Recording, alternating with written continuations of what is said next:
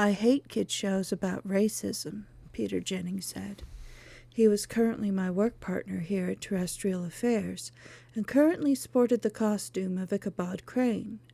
His vibrantly red hair, a little darker than Celtic ginger, was nearly waist-length, and for once tied down into something that was approximating the 1700s curl and ponytail, sans pomade.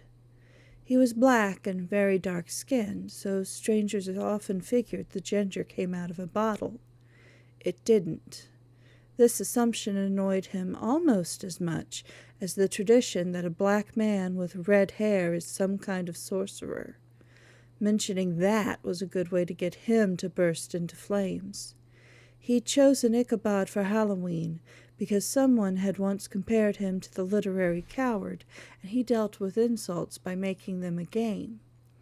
He'd been balancing a styrofoam pumpkin with artificial flames on his knee all night. He wasn't in a very good mood.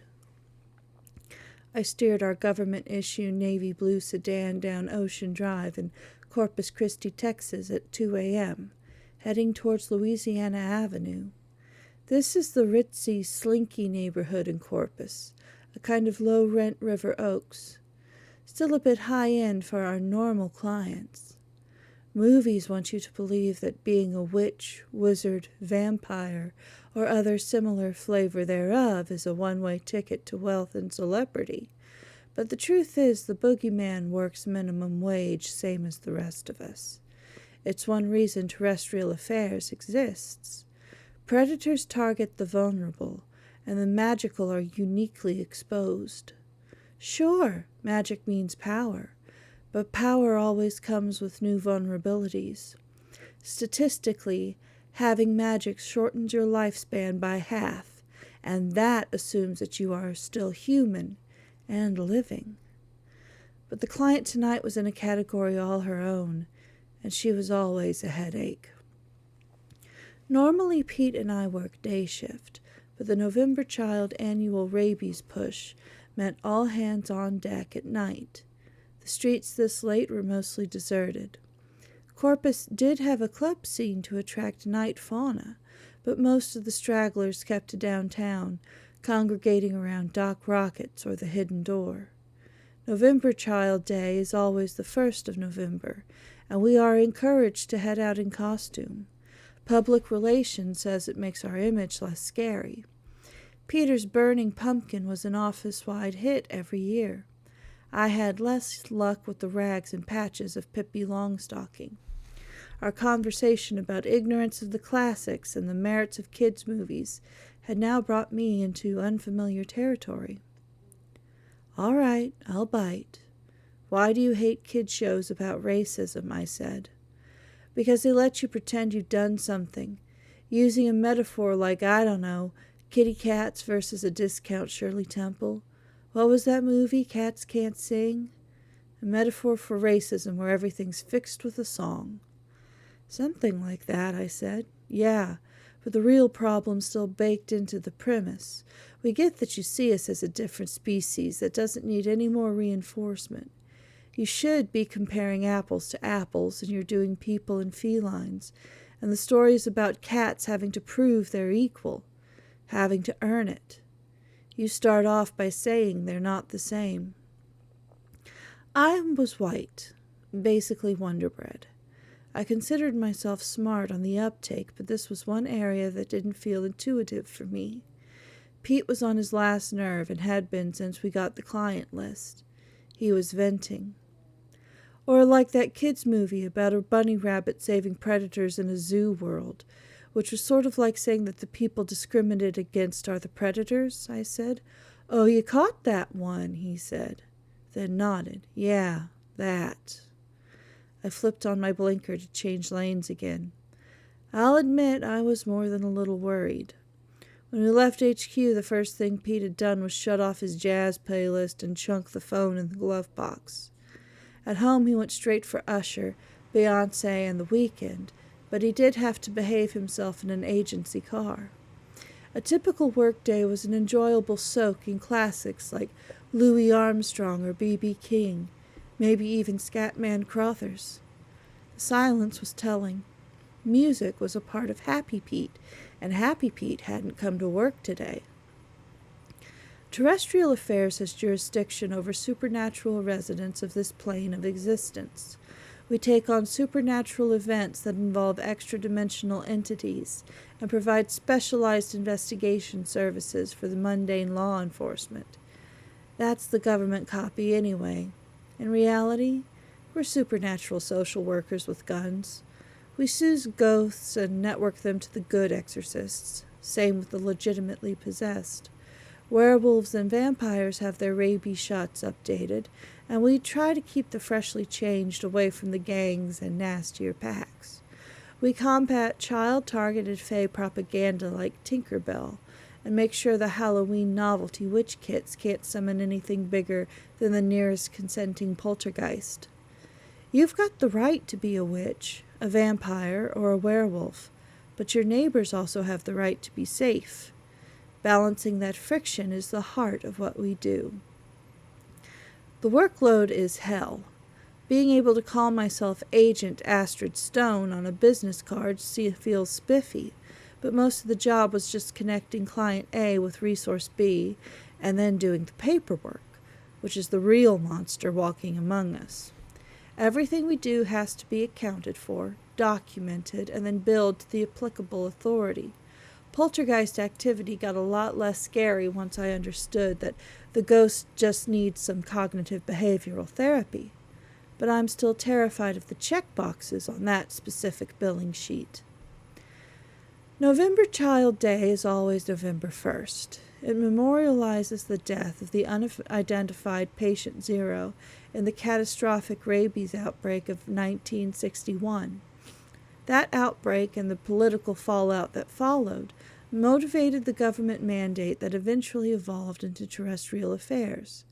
Every November 1st, educational materials are presented, children escape school, and we go out door to door to our at-risk clients and make sure their rabies paperwork is in order. And as most of those clients are vampires, it's night shift. My dashboard clock read 2:05 a.m., and the streetlights raced us by. That movie about aliens in South Africa was pretty decent, I said. Peter rubbed his temple. They were portraying apartheid with literal aliens. That's as other species as you can get. And the ones that really grind my gears are the ones that use vampirism as a metaphor. Like that HBO show with the pretty blonde chick. Vampires suffer from discrimination. He let that statement drip sarcasm on the dashboard for a few seconds, then added, and hey, here's a good idea. Let's showcase that in the South. He shook his head, laughing silently to himself. Not to be the devil's advocate, but they kind of do. Face discrimination, I mean, I said. Sure, vampires got grandfathered into the Rights of Magical Persons Act in 1969, but it wasn't a felony to kill one without a warrant until the late 80s. And if they wanted to qualify for most social aid, they had to have current rabies shots, hence our outing tonight. It is more than a little dehumanizing to get the same shots as the family dog if you wanted to avoid life-shattering fines. Peter gave me one of his patented blister chrome off a trailer hitch looks. Astrid, what's the demographic breakdown on American vampires again? The ones over 50? The kind they make movies about? Right. Vampires skew white. Really white. If I am Wonder Bread, they're dissolved in bleach. There are arguments about random selection and chance, but that's just window dressing. Vampires skew white because the vampire masters, the older magical powerhouses who typically lead games, are mostly white Anglo-Saxon Protestants who only ever turn other wasps, and the masters are typically the best at keeping their fledglings alive. The majority of over 50s in the South that weren't a master's pet survived under the sheets of a certain group with a fondness for, let's say, a real specific trio of consonants. That part Doesn't make it into the movies much. When Terrestrial Affairs was formed via the RMPA, thus giving future me a job, the undead from other races began living long enough to see a couple anniversaries and to maybe sire their own fledglings. Attitudes in the undead community began to change, but new vampires don't typically last long. The average lifespan for a vampire is 6 months from date of turning, and that average includes the multi-century-old survivors like Dracula. The new recruits we lovingly call the fluffy intern pool come fresh out of college with visions of wooden stakes, garlic, and holy water. And a lot of them leave once they understand the mandate is to keep the vampires alive, which is harder than it looks. All agents of Terrestrial Affairs know a dead vampire. It's a good week if you aren't flushing ash off your work shoes. Under the RMPA, vampires do have a right to exist, and if a vampire's specific attitude chafed at you, you practiced tolerance or found another job. Normally, Peter was the example to follow. Tonight, not so much. There's a small chance this was romantic tension. I'd seen him wound this type before, typically when he got dumped by whatever narcissistic pretty boy he'd brought home. Not that my own romantic life was any better. He and I had nearly identical taste in asshole exes. We bonded over drunk, ugly crying sessions and self-help tomes with titles like, "Why Does He Do That?" The only major difference is that I'd had one big ex and bailed on new men if they even smelled like the same bad aftershave. Peter kept trying to make it work. I recognized Peter's dour expression from the romantic discard phase, but usually he'd have something of a honeymoon before the new pretty's mask slipped. No, I knew the client was the problem. The rant about racism was the clincher. "At least nobody mistook you for the queen of childhood overcompensation," I said, as we parked on Louisiana. I liked Pippi Longstocking, but everybody had called me Pollyanna. "It's because you're white and optimistic and that movie was on the Hallmark Channel last night," Peter said, glowering, as we got out of the car. "I had red yarn braids held up by wire," I said. I ditched the wig when we grabbed our case files and put on the moon silver jewelry our boss makes us wear. Moon silver is bank-breaking expensive, but dark fae, vampires, and inducted members of deep cults are all allergic to the stuff. Plus, it's the only metal that can hold a vampire's reflection. When your job description includes servicing all but the latter, it's a good idea to make it a regular fashion choice. "Yeah, I saw them. You're lucky they're not calling you Raggedy Ann," Peter said, and glared up at the current client's house. "Fine. Let's get Camille over with." Older vampires understand that as far as fashion accessories go, a good image and loyal patrons are a must for survival. Camille Ward had spent decades cultivating the cotillion and debutante crowd. She presented as 1 part Scarlett O'Hara, 2 parts Steel Magnolias, a shining survivor of the Antebellum South, and a homing missile aimed right at the country club set, where Southern nostalgia is its own genre. Of course, the persona might have suffered somewhat if RMPA pardons hadn't gotten her record sealed. Some centenarian vamp survived quite nicely without wanton murder orgies. Camille hadn't been one of them. Dealing with her always wound Pete up. Part of it was the local attitude. Any other vampire with her track record would have been immediately considered a problem child, but half the office seemed in love with her. Other agents seemed indifferent, if a little too willing to let her notoriety rub off on them. I was in Pete's minority. Something about her stroked me the wrong way. Camille had moved to Texas by way of New Orleans when tornadic storms decimated her historic former plantation in Kentucky. She shifted from Houston to Corpus because Houston's master vampire despised her. She was already here when Pete and I began working together 6 years ago. Each November we trotted up to her door and endured the theatrical sighs and occasional angry rant about how she was not a, pardon her language, damn dog. She didn't need a, pardon her language, damn dog tag, and bless her heart, a flutter of fingers and eyelids, extra honey on that pure Georgia peach accent. If this wasn't more than she could stand. Cue fanning motion as if it were possible for her to feel hot. This was always followed by an attempt to get Peter to come inside and eat something. Vampires can't eat, by the way. Anything edible would have been catered for our benefit.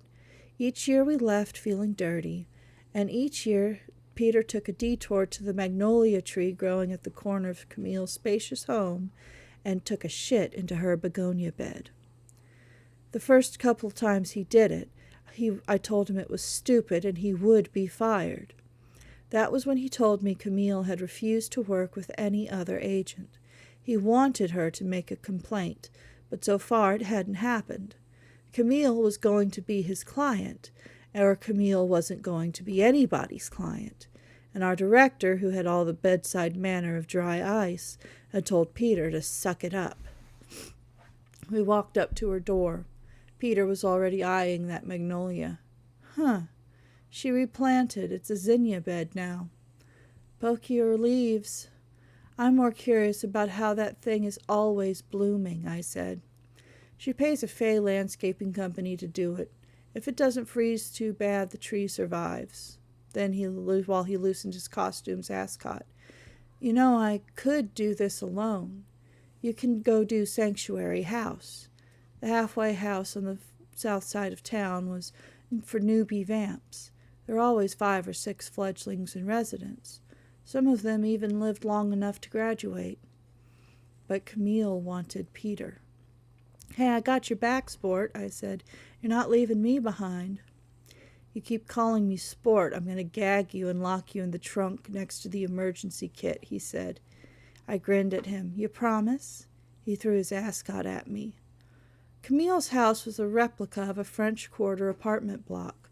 Red brick, wrought iron painted green on the upper 4 balconies. It stood out even on this street. This was not Camille's creation. It predated her arrival by a couple of decades. Almost as if it was meant to be, or so she said every time we interviewed her. I knocked on her door, or at least I tried to. I had expected the resistance of a latched door, but it creaked open at my touch. Camille, I called out and eased in, only to stumble over a spread of fabric draped carelessly in the foyer. The hallway within was illuminated by a set of crystal and brass imitation gas lamps.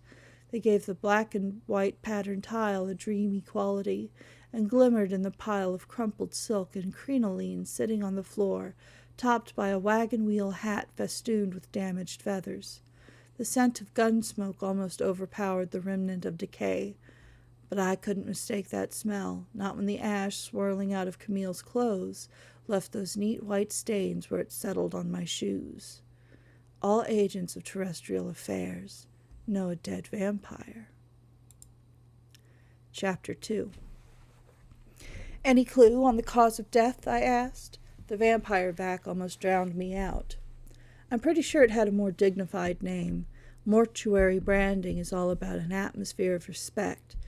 The thing was still a black glorified dustbuster with silvery pinstripes like some kind of race car. It had a triple deluxe industrial-grade HEPA filter that should have been able to make its own coffee, but it needed to be top-grade. Vampire ash is some of the finest particulate known to man. The forensic witch hit the red stop button and glared at me. Magdalena turned not in a good mood into a weapon somewhat akin to a howitzer. Not that I blamed her. A dead vampire meant we had to call in both the cops and our own forensic department. And our people got there first. As usual, mundane law enforcement didn't want to touch this crime scene. They arrived, noted vampire ash, and departed more rapidly than Camille would have upon running into a Catholic priest. Assuming she'd been Catholic, of course. Terrestrial Affairs' mandate is technically more social work than law enforcement, but the reality is that mundane cops aren't equipped to handle supernatural crime, especially when the paranormal creature is the victim. That is, by the way, the official term. If you are not magical, you are mundane. It says nothing about your professionalism, although there were some badges who fit that descriptor comprehensively. And even the best mundane forensic training cannot cover the knowledge base of an occult expert, any more than someone with a Ph.D. in occult studies can interpret blood splatter reliably. This is part of what made TA's forensic personnel so special. They are trained in both disciplines and require the doctorates, plural, to prove it. Which brought me to Maggie. Also known as Magdalena Gonzalez, the top occult expert and top forensic specialist south of Victoria. Her specialties were syncretic religion, Latinx witchery, and fiber analysis. She used science as her primary weapon. It was more admissible in court and much less scary, and could spackle the gaps with magic faster than you could say exoneration. She clawed her way to the top of a formidable pile, and it showed. The cops gave her both respect and space. Even tonight, when Maggie was painted up like a Deus de la Muertos sugar skull, they treated her with the significant deference they neglected with the rest of us. The only difference between her face paint and her usual layer of makeup was color and consistency. She applied her foundation with all the enthusiasm of Van Gogh with a palette knife, and her patron saints appeared to be Mac and Sephora. She identified as Latinx first, Catholic second, witch third. You were welcome to argue with her on how appropriate or valid her choices were. She'd make you into intellectual hash, then help you pick up the pieces. She was what she was, and you could accept it or get out of her crime scene. Maggie smiled at me sweetly, her lips painted to look like teeth. Camille Ward, cause of death, consumption, March 18th, 1862, she said, and revved the vampire vac, only to rise again 2 days later and become our problem. Ha ha, ha ha, ha, Peter said, and glared at her. She sighed and held up a small plastic bag with a slightly deformed slug in it. Looks like a 9mm. Decent gun. Glock. Maybe a Sig. Silver? I asked. Yahoos were going after supernaturals assume that silver bullets work on things that aren't werewolves. Normal lead, which means they hit her heart, Maggie said. You can tell that from a bullet, I said. She flipped into teach mode. A vampire is a corpse animated by magic. That power moves through the vascular system as a pathway with the heart as a hub. Disrupt that, and the vampire's dead. More dead. It doesn't matter what you use. I knew one person who killed a vampire with a fiberglass reflector off the end of a driveway. Bullet through the heart, the magic's done. There's a matching bullet hole in her corset. I'm scanning the ashes for any magic trace, but all I can sense are the leftovers from vampires dying. That leaves an aura, I said.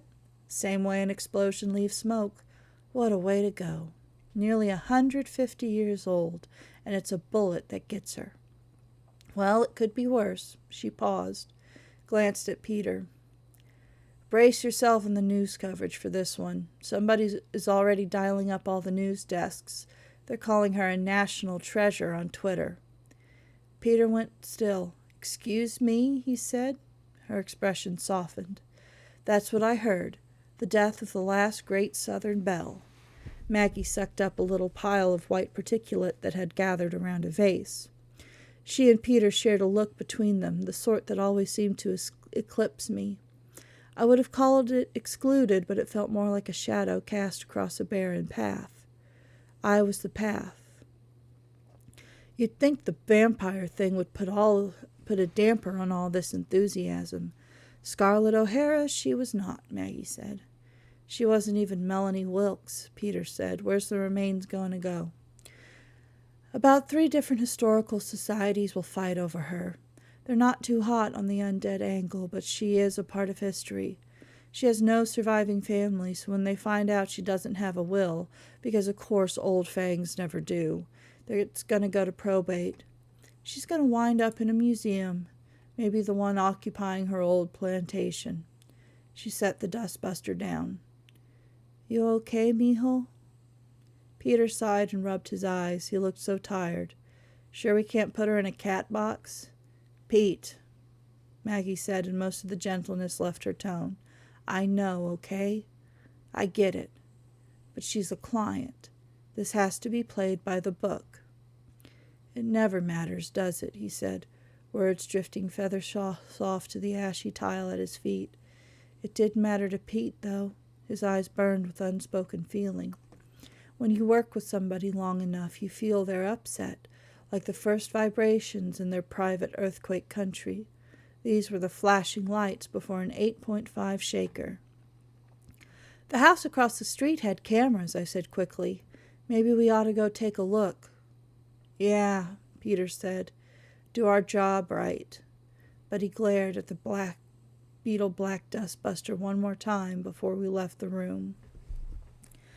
Camille loved Halloween. The neighbor with the cameras loved Camille. She greeted us, all dolled up as Marilyn Monroe. Her name was made less of an impact than her wig of peroxide curls. As she said those words, loved Halloween, her pale face flushed with excitement or arousal, and her hands fluttered theatrically. She kept glancing at the growing number of cars lining Louisiana Avenue like an aging Betty Davis searching for an audience. There were some women who aged gracefully, like cathedrals. I'd had the sense this lady could have been one of them if she'd left herself to time. But she had tightened the skin on her head like a drum head, and a few lines remaining were haunted by the ghosts of smiles that never existed. Her house reminded me of a Southern Life magazine if you tore out the decorating pages and layered them one over another. Themed hoarding. Rustic worn wood furniture, including end tables with imaginary ranch brands on them. Cowhide rug. Decorative plates and strategic deployment of autumn leaf topiaries. Antiques that would have been tasteless if they were a decade younger, but that now qualified as character because they cost more. She even had a couple red-lipped, black-faced china children strategically hidden behind a large glitter-studded pumpkin. She was over here all the time, you know, over here just last night. She'd found the best canapé tray. She just begged me to try it. I couldn't believe it when she moved in. I'd grown up with Tara and Rhett and Vivian Lee, and to have a real live Southern belle on our street, it was almost the dream. She sighed and turned her head away, I think to hide the thrilled little smile playing at the edge of her lips. Can we go back and see your cameras, ma'am? Peter said. There was a brief angry flush on her cheeks, but she nodded. With quick, sharp motions, she took me by the arm and whisked me towards the back of her house. I looked back at Peter in desperation. Save me. He left me to languish in her cloud of opium perfume, trailing behind with a strained grin. And Halloween, oh, Halloween is just special, Marilyn said. She always dresses like she did back in the good days. She has the loveliest collection of antique dresses. You might even fit in a couple of the bigger ones, honey, if she corseted you up good. Marilyn squeezed my shoulders. I swallowed the insult and my response. A reply wasn't worth my time. Last year, we invited her to Las Doñas, and she came in period-perfect dress. I wanted us to do a Gone with the Wind theme one year, the first year she arrived, but they wouldn't let us do that. Las Doñas de la Corte was the annual scholarship event tied to the Buccaneer Days parade. Corpus's version of debutantes get elected to a court as queen, princesses, and a dozen odd duchesses, all in elaborate fancy dress. They get scholarships. But the clothes are the real stars of the show, enormous monstrosities with 10-foot-long trains and a metric ton of crystals and sequins. Every year they have a theme, which is sometimes well thought, and sometimes not so much.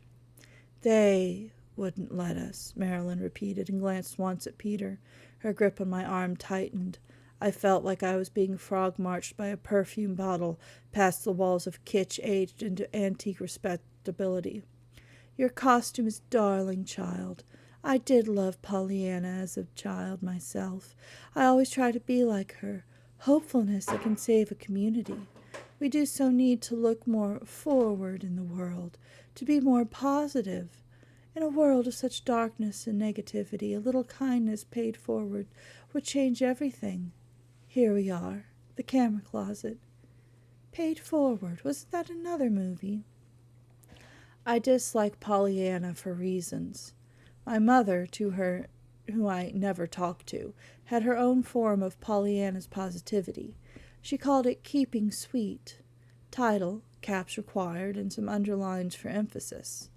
Everything in my childhood revolved around keeping sweet, with a rigid grace that always felt like it was one tremble away from shattering. The first time I'd read about parentification, it was like reading a road map of my own childhood. But at least I'd only been exploited by my parents. Pollyanna had been parentified by an entire damn town. I reacted to Marilyn's camera closet like a drowning woman to a ladder. Anything to escape asphyxiation by opium. Maryland's security cameras, naturally, were the cheapest on the market. As a positive, though, they recorded to digital, and there was something to work with. "Do you think we should call the cops before we review anything?" I asked Peter. His jaw was so tight I was worried for his teeth. Let's just see it. Just let me see it." I was suddenly glad Marilyn wasn't paying attention to Peter. I brought up the recording for the night and backed it up to a flash drive. Always keep flash drives in your pockets before I began our playback. Vampires can be active during the day. They burn in direct sunlight but can endure indirect with moderate discomfort. Houses with big shady lawns and blacked-out windows are thus favorites among the fanged populace. Camille was on the south side of Louisiana, facing north, and there were several large live oaks in her yard beside Peter's favorite magnolia. With the sun setting in the southwest, she would have had enough shade to risk opening her front door at 5. Start the recording there as fast as it will go. Play. The first set of trick-or-treaters, adorable in costume and themed masked, began skipping up the sidewalk at nearly 6 p.m. With fast-forward enabled, they looked like Santa's tiny elves on crack. The intermittent herds of children went up to Camille's door, which opened and revealed something that looked like a slightly pixelated, frothy, exploded cupcake. I assumed that was Camille in crinolines. You couldn't see her face, but even across the street you could make out her cleavage. The trick-or-treaters dithered around the front door for a bit and sped down the walk at hyperspeed. 6 p.m. became 7. 7 became 8. 9 o'clock, and the flood of adorable polyester costumes had shrunk to a small trickle, the children coming now in ones or twos. At 9:45, a singular pair walked up to the house. One adult, one child. The door opened, motions were made, and the frothy cupcake vanished behind a closing door as the pair raced off into the night. "That's it," Peter and I said at the same time. I scrambled for the playback controls. I reset the recording to 940, set it to normal speed. Play. The last person to see Camille in her unlife was a tall black woman in dark-colored scrubs, intermediate on the black and white recording, and a very small child dressed up like a cowboy. I couldn't get a good view of the kid around their cowboy hat. She carried the child. Her movements dragged a little bit before she finally set the kid down. This late, a kid that small would be exhausted. Barring growth restrictions, the kid couldn't have been over 5. Camille opened the door before they even had a chance to knock. There was no sound and no color. They were too far away to guess what was said. Camille began making dramatic gestures, fanning herself, fluttering her hands like a showboat fairy gone full steam. As I watched the interaction, I white-knuckled my USB pen, and not out of concern for the soon-to-be-dead undead. Making eye contact with an older vampire like Camille is never a bright idea. After a certain age, vampires exercise a form of mind control. It doesn't blank out the will of the target, just overrides the mind's control of the body. It takes eye contact to start the process. The term we use these days is rolling or rolling under. This control is broken when the vampire either loses interest or dies. Camille was in Maggie's dustbuster, so the sick feeling in my gut was moot, but it still sat uneasy. The adults talked for a moment. Then Mom set the kid down, and the kid took up a gunslinger stance. Camille clapped her hands, then gestured between mother and child. The mother nodded. Camille closed her front door slightly, vanishing from sight for a couple heartbeats. "It looks like she's reaching for something," Peter said. "Maybe a present. She loved giving away presents," Marilyn said, beaming. Camille reappeared and knelt in front of the child. It took about 30 seconds for her to then stand and nod to the mother. No one was watching the child, who struggled to grip whatever they'd been handed. Peter and I shared a look. He didn't need to ask me. I restarted the recording again, this time 9:45, when they turned up the walk. The kid had something similar to Camille's gift already, and they pointed it at her when she put her hands up. "You got me, Sheriff." She handed her gift over, and the kid suddenly couldn't keep his hands up. She'd given him something heavy. In fact, she gave the kid a gun, I said. "She's not that stupid," Peter disagreed. We went over it again, and again, and again, and each time it seemed more and more clear. Camille had handed a 5-year-old, if that, a gun. We kept watching. Once more Camille held up her hands as if being arrested. "You got me, Sheriff." Then there was a flash. Camille stood frozen, her hands to her breast, and then a cloud formed as her clothes collapsed around her dissolving body. And once more the concealing door swung closed. The presumed mother slapped something from her kid's hands, looked around, picked up her child, and ran. Peter said, "What the hell?" "The kid shot her," I said.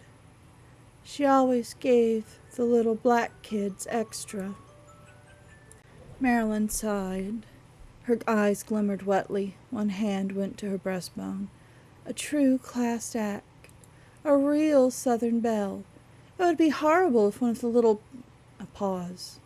A glance at Peter. "It would be a shame. Killed by what she loved so much." A pause for emphasis. "Halloween." "Mr. DeMille, I'm ready for my close-up," I thought. Had Discount Marilyn here ever had a dead guy floating in her pool? Peter rewound to the moment Camille's cloud-like dress went poof. The woman again slapped an object from her child's hands before she grabbed him up and ran. "Pete, we need to get this to the cops. It's not our job past this." He watched a couple more times. I know. It's just, that's a baby almost. Who would give a baby a gun?" "You never know with some children," Marilyn said. "It's those video games. They make everyone violent." She shook her head, letting both fake blonde curls and real ones shadow her face for a moment. Neither of us said anything. "She was from another time, you understand. They didn't have all this confusion about guns, and back then they valued their Second Amendment rights." She patted me on the shoulder. "You know, train them up early. That would have been her motto back in the day." And her eyes got dreamy. She pulled a cigarette out of her pack, lit it, and blew a cloud of nicotine vaguely in Peter's direction. "Such a shame," she said, "the type of people we let into our neighborhoods." I didn't know I had moved forward until Pete caught me. "Yeah," he said, tightening his grip on my arm and meeting her sub-zero gaze. His seemed almost to burn. "It's a real damn shame, the kind of people here are."